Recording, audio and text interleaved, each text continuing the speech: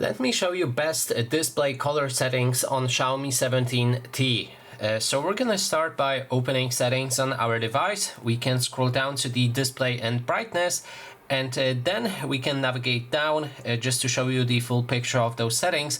I'm using the maximal brightness because I like it. Also, sunlight mode is activated to extend this display brightness.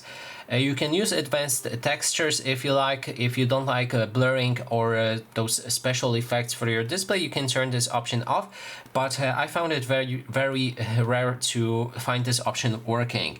Then there's the color scheme right here that we can select, and this will be the most important thing that you're gonna change.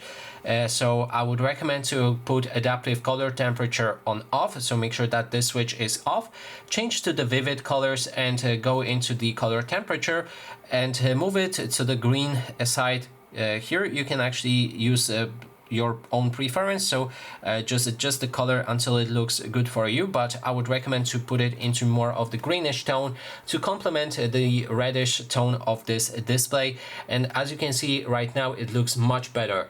And that is basically everything. Thanks so much for watching.